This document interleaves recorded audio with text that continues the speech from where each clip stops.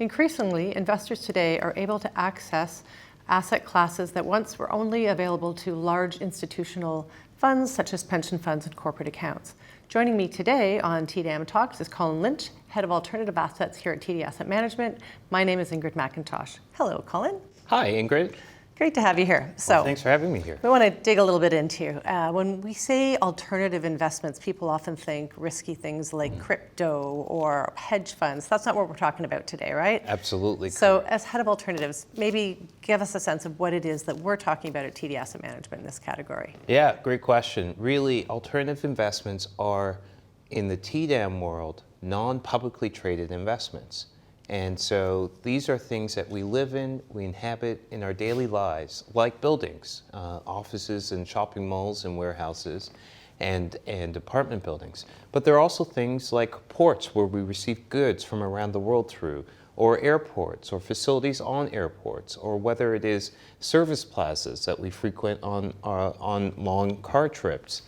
Those also are included in alternative investments in the area called infrastructure. It's the funding, however, for many other things. So whether it's for some of those real estate things that I described, and we have an area called commercial mortgages that provides debt to some of those real estate entities. But we also have another group called private debt, which provides financing to a host of different areas, whether it's on the real estate side in terms of land loans, and it's a bit technical, but that's one type of lending in the real estate world, all the way through to utilities and power, to ports, to infrastructure types of assets. Those assets have both equity and debt components. And so we have a group that also provides financing to those investments as well. Okay, so let's break this down a little bit.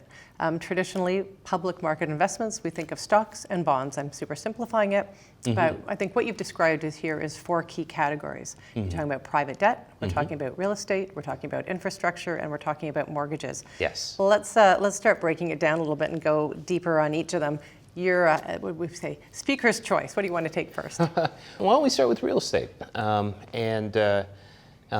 So real estate's a fascinating place. All four are actually quite fascinating, but really it's where we live, work, and play at the end of the day. And so where we live, our apartments, where we work, our offices, some of us work in retail settings as well, and also some of us work in warehouses. And then where we play in leisure facilities such as hotels, but also in retail formats such as enclosed shopping centers, but also walking down the street. And it's the shopping center, or it's a store that's on what we call a high street, a main street. When we talk about real estate, I know that from an institutional perspective, pension funds like these types of assets because they have a long-term cash flow associated with them.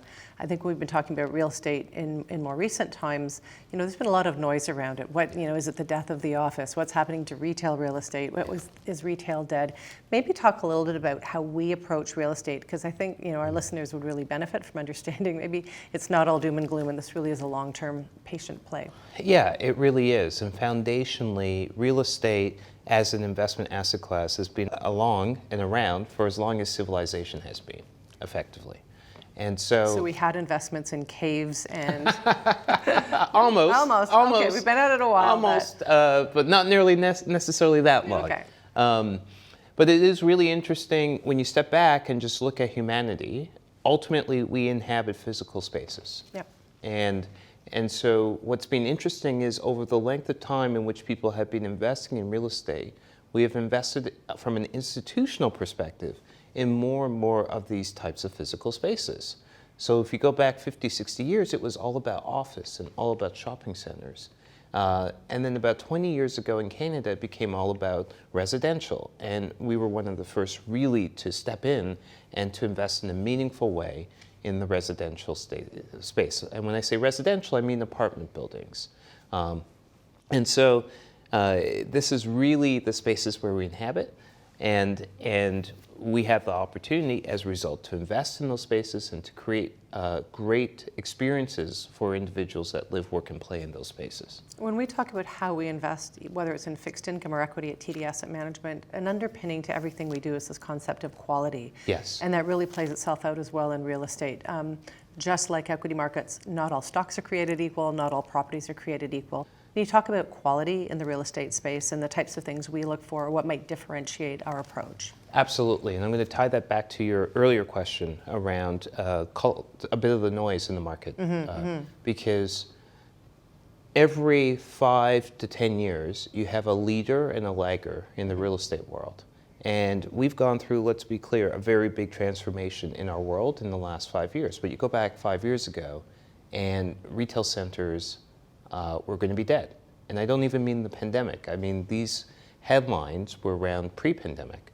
Then we had the pandemic, where most people said, my goodness, like we're done with shopping centers.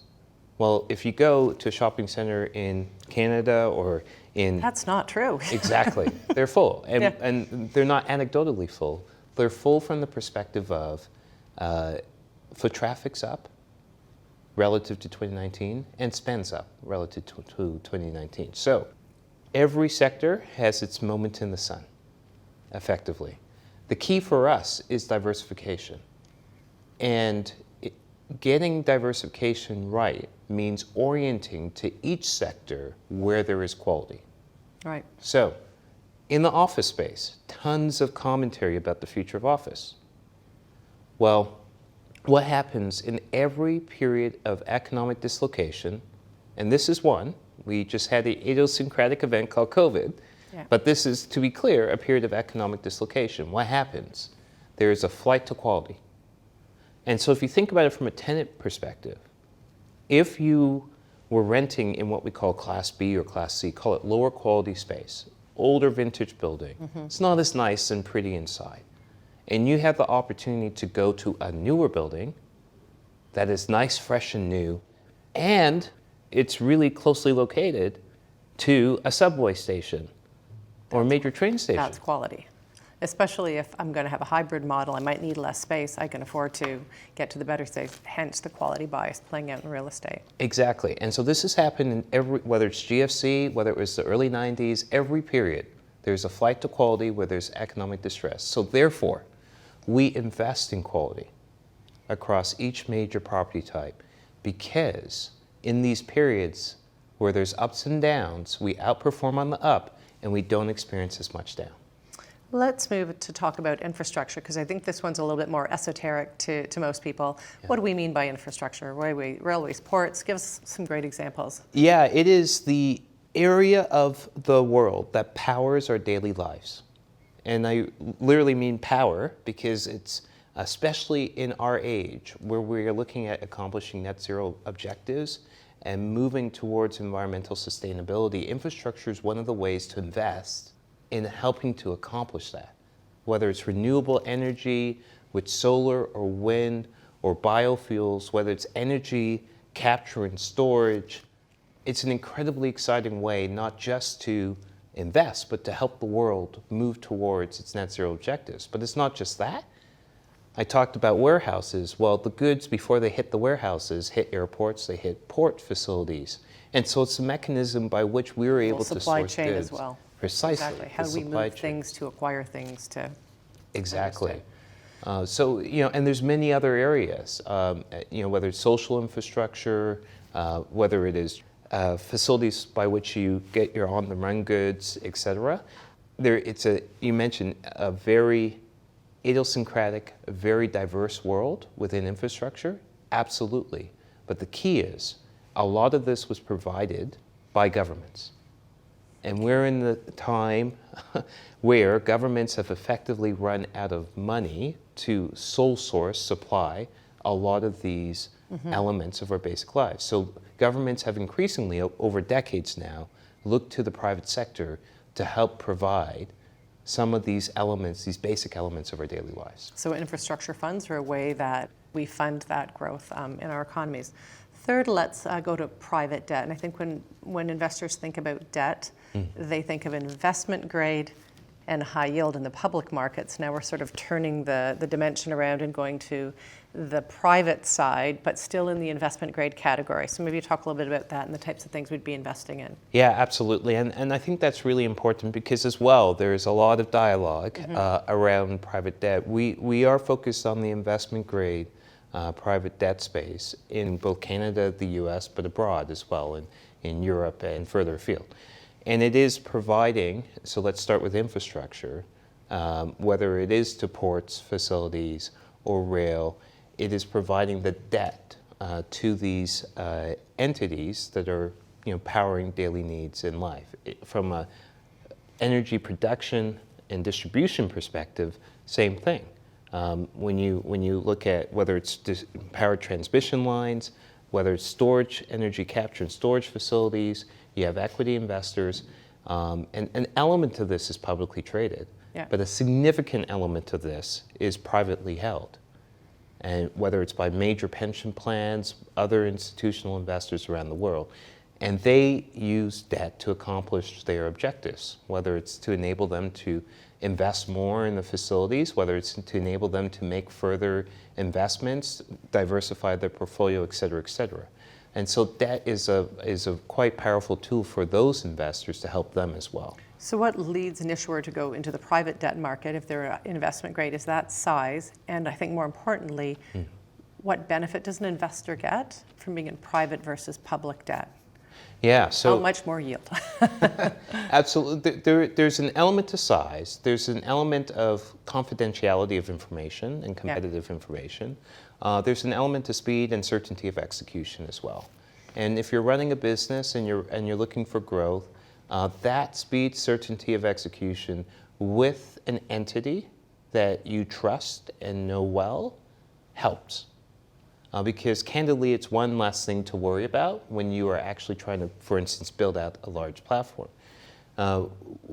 We, in the private side, are able to create accretive returns for our investors because we're able to find those situations where borrowers will like to interact with a small number of potential investors where they have that certainty and that reliability, and those investors are potentially with them as they progress on their journey and do more and more things.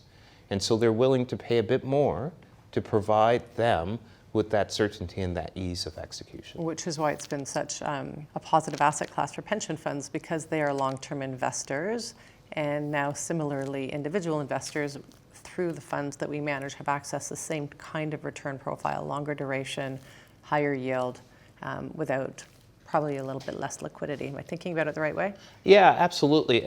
And I'd even go further than that and think about it from the sense of democratization. Yeah. Right? These, and not just in private debt, but broadly in alternatives, are spaces that traditionally have not been available to individual investors. And now we are able to provide that opportunity to investors and a wider pool of investors to not just participate in accretive returns, but to actually participate in solution making for our society and our world. And so that's really exciting. Do good, feel good. Before we leave sort of the broader asset classes, touch a bit on the mortgages piece, because I know that's the fourth pillar that we discussed. Yes, and it has been tremendous in terms of the ability to participate in the creation of accretive yield opportunities for investors. Not just for the reasons that I mentioned from a private debt perspective, but what the mortgage fund has been able to do is participate, for instance, in a lot of multi-unit residential construction, loans to multi-unit residential owners. And that part of the world has been very accretive. If you think about rates and where they have gone and variable rates, a lot of that development financing is variable rate. And so the mortgage fund, because it has the ability, again, to provide certainty and speed of execution, borrowers like that, and so are therefore willing to pay a bit of a premium to attract that speed and certainty and reliability. And effectively, the mortgage fund has a very good sense and idea of who their borrowers are. And for a borrower, as you go through, and if you've ever gone through the process to get a mortgage on your home, you know that there's a process and there's a diligence and et cetera. And you're doing it at scale. If you're doing it at scale and you're looking to move very quickly, it's really important to have somebody providing you with your financing that can also move with you. Got it. So we've talked about real estate, we've talked about infrastructure, private debt, and the mortgage fund. I want to go a little bit deeper now. Yes, the asset classes themselves are a benefit to the individual investor when accessed because of the higher yield, the lower liquidity, et cetera. How do you know what's a good deal? Like, what do you look for? Yeah, That is it's a really good question. In 2 hours or less. A part of it, so let's use an example. In August, we made the decision and we closed in October the acquisition of a portfolio of 30 residential buildings in Finland. And since that time, by virtue of where we have seen valuations, that was a very good deal. So what went into that? Part of it was understanding the residential space globally. In many places in the world, you have more people moving to cities. Unfortunately, the divorce rate's high. You have smaller family units, and then you have migration patterns around the world. So you understand all of that. Call that demographic lens, yeah. Exactly. Then you got the economy, right? And what's driving that economy nationally, within regions, city, submarket, right? And that drives a bit of demand, i.e. if the economy's doing well and there's multiple drivers of growth, therefore job creation happens, more people then move to that area, they need places to live. So all that economic points also need to understand. Are these rental buildings or? Exactly. Right, so instead of a condominium where people are buying the units and you have to get them funded, a purpose-built residential rental building are the types of, are a type of investment we'd make in the real estate portfolio. That's right, and it's the vast majority of the investments in the residential space that we make. Why? Because they produce income. And exactly. For all types of investors, we're really focused on the growth of that income, the protection of that income stream over time. And so residential is a really good way to generate income and to grow income. Why? Because your vacancy rates tend to be very low. Right? So it's interesting because when you say to somebody today, would you invest in real estate? They would say, oh, no, it's really toppy, it's this, it's that, but you're actually, it's an inverse thesis here, which is actually the counter to lack of affordability is the growth in this part of the sector globally. So that's right. And so we need a place to live. Yeah. Like in the simplest terms, we all need a place to live. And so that's why the residential space, the multi-unit residential space, i.e. the apartment space, tends to be quite a lot less volatile than other sectors. But just closing out that Finland example, we also understand who's there. Who are the market participants? What are they doing? Where's new construction? What's rental rates looking like? And if we're partnering with anybody, if somebody's on the ground managing, i.e. doing the leasing, signing the leasing, negotiating, advertising, all of that is part of the due diligence. Yeah, and how important is our brand in terms of allowing you to access these types of deals? I think I didn't mention it at the outset, but our alternatives business at TD Asset Management is just under $40 billion. I think our listeners would be surprised to hear that. But is that part of how we get access? Like, yes. What makes an investor almost a privileged investor to even get access to these higher returns? Yeah, it's a fantastic point because we go around the world, around the country, and we are looking for new opportunities. And it really matters a few things. One, the size and scale. And part of that is within alternatives, nearly $40 billion. TD Asset Management, over $400 billion. TD Wealth, $1.1 trillion. The bank group, nearly $2 trillion. All of those numbers actually matter to folks around the world. And it says that you are solid, stable, at scale, and you're able to implement with certainty. Because all of those pieces of that equation really matter. In addition, this is not our first rodeo. We've been doing this for 35 years and counting. And that also matters too. Because we've seen cycles, we've lived cycles. And that experience working all around the world with many folks in many jurisdictions provides other individuals that we are looking to work with comfort. You're a stable partner. Exactly. And so they are more inclined to work with us than with other people because of those factors. Let's sort of move the conversation similarly to infrastructure. And again, I'm putting my hand up now. I would love to go and do site inspections with you in some of the places. Where are some of the most fascinating places that you're finding good value now in the infrastructure space? Yeah, well, speaking of site visits, we acquired 3 ports in Italy, recently. So I don't think I got invited for that site visit. we'll have to so work I'll on have that. to work on that. Okay. Absolutely. If you want to see some very historic cities in the process, absolutely. But those ports are really interesting because it's a couple things. One, more than 2 million trailer equivalent units pass through those ports per year in just the 3 ports that we acquired. Across our platform, it's over 20 million across the US and the European ports. And so that's one exciting thing. Just focusing on the ports in Italy, we bought into a platform to scale. And so the exciting point is, yes, those are 3 major ports in Italy, but we have the opportunity to grow further into other European countries and to build a position in places like Germany and Austria and participate in that supply chain through multiple countries. And so for me, it's not just the ports, and yes, in a place like Venice, it's fantastic, but it's also the opportunity to grow throughout that supply chain and to build something of scale, i.e. the 20 million, what we call TEUs, the trailer equivalent units, but it's not even just there. If I think about Silicon Ranch, the first investment that we made a decade ago, right? Renewable energy, solar farms, and we call it greenfield in infrastructure where you're building. No pun intended. Yeah. Well put. We've built significant scale such that across our renewable energy program, it's over 3,500 megawatts. What does that mean? That means enough power to power 1 million homes per year. Amazing. Yeah. So it is a significant scale of renewable energy, and you come back to the point. Right, the point is around, yes, fantastic accretive returns that make sense in investors' portfolio.